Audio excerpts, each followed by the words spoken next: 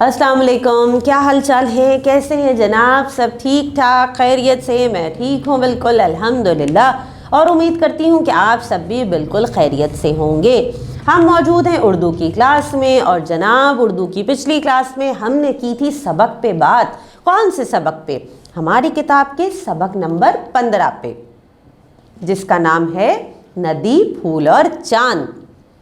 किसका तस्करा था हमारे सबक में? कौन सी नदी का, किन फूलों का, और कौन से चांद का? कहाँ से नज़र आता है वो चांद? जी, फेरी मेडोज़ के मैदान की पूरी मंजरकशी थी। बताया गया था क्या खूबसूरत मैदान है, आसपास क्या मंजर है, और रात को जब चांद की रोशनी फैलती है तो कितना खूबसूरत मंजर हो जाता है। हमने बात की थी, बहुत सारी चीज़ें डिस्कस की थी। आज हम उर्दू की क्लास में क्या करेंगे? आज हम शुरू करेंगे सरगर्मियाँ इस सबक की। तो तैयार हैं फिर? तो जल्दी से किताब खोल लीजिए और आ जाइए पेज नंबर 103 पर। 103 पे आज वो सरगर्मी है जो हम मिलके मुकम्मल कर लेंगे जल्दी से। देखें फिर कौन सी है। चले मैं आपको बताती हूँ। हमने जो आज काम करना है ये है तफ़हीम। ठीक है, क्या है? तफ़हीम। पहले सवाल जवाब पे बात करते हैं। पहला सवाल है, यहाँ लिखा हुआ है दर्ज झेल सवालात के जवाबात लिखिए। सवालात मौजूद हैं, आसानी से इनके हम जवाबात लिख लेंगे। पहला सवाल है हमारे पास, फेरी मेडोज़ पाकिस्तान के किस इलाके में वाक़े है? फेरी मेडोज़ पाकिस्तान के किस इलाके में वाक़े है? जी, हमने बहुत अच्छे तरीके से इसके बारे में पढ़ा है, पूरा सबक समझा है, आसानी से हम जवाब लिख सकते हैं। आ गया ना जहन में जवाब? जी हाँ, यही जवाब है। हम लिखेंगे फेरी मेडोज़ पाकिस्तान के शुमाली इलाका जात में वाक़े है। फेरी मेडोज़ पाकिस्तान के शुमाली इलाका जात में वाक़े है। ठीक, अगले सवाल पर आ जाते हैं। दूसरा सवाल है हमारे पास, नांगा पर्वत क्यों मशहूर है? नांगा पर्वत क्यों मशहूर है? क्यों मशहूर है आप बता सकते हैं? आपसे अगर पूछा जाए कि भाई नांगा पर्वत क्यों मशहूर है? जी, नांगा पर्वत बुलंद तरीन चोटियों में से एक है जो बर्फ़ से ढकी रहती है। हम इसका जवाब कुछ इस तरह से लिखेंगे कि नांगा पर्वत की चोटी दुनिया की बुलंद तरीन चोटियों में से एक है और ये सारा साल बर्फ़ से ढकी रहती है। ये अपनी बुलंदी की वजह से तमाम दुनिया में मशहूर है। एक दफ़ा और पढ़ लीजिए मेरे साथ इसका जवाब कि नांगा पर्वत की चोटी दुनिया की बुलंद तरीन चोटियों में से एक है और ये सारा साल बर्फ़ से ढकी हुई रहती है। ये अपनी बुलंदी की वजह से तमाम दुनिया में मशहूर है। अब आ जाते हैं तीसरे सवाल पे।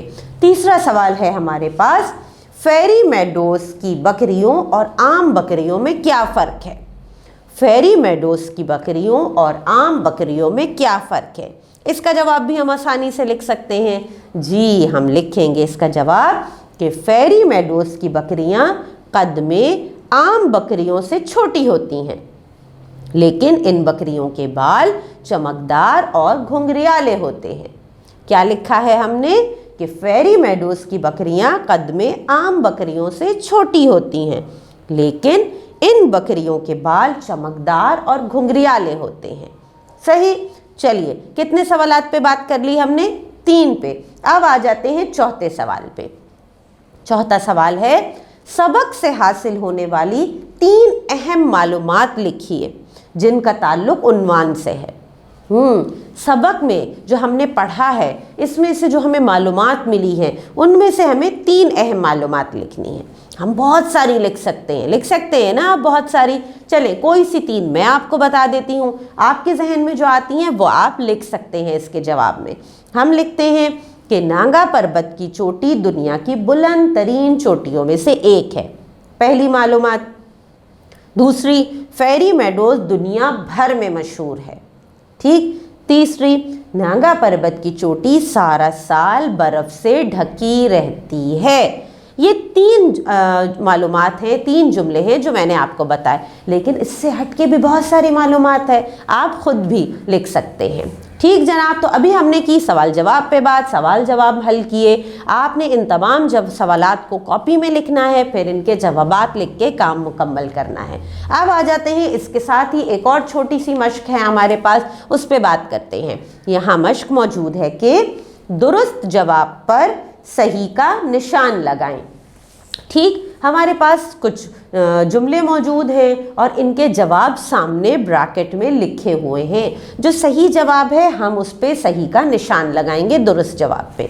पहला जुमला है हमारे पास, फेरी मेडोस मशहूर है। किस चीज़ के लिए मशहूर है? सामने दो जवाब दिए गए हैं, दो ऑप्शंस मौजूद हैं, खेलों के लिए, खूबसूरती के लिए। अब बताइए ज़रा, फेरी मेडोस किसके लिए मशहूर है? खेलों के लिए नहीं, बल्कि खूबसूरती के लिए। तो हम किस पे निशान लगाएंगे सही का? खूबसूरती के लिए पे। दूसरे जुमले पे आते हैं, फेरी मेडोस नाम है।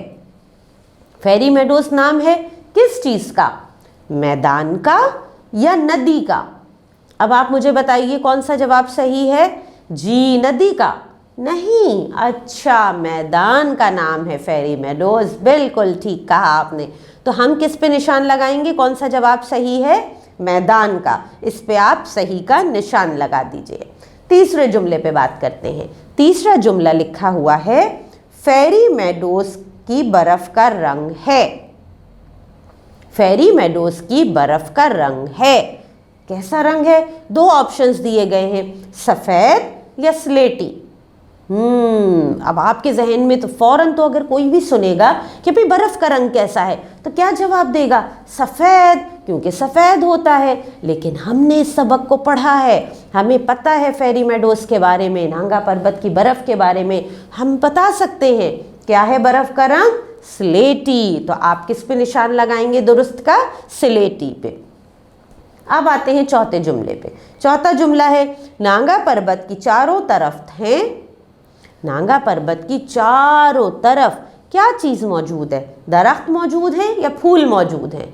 जी, दरख्त मौजूद हैं, बिल्कुल ठीक कहा आपने कि नांगा पर्वत के चारों तरफ ऊंचे ऊंचे दरख्त मौजूद हैं।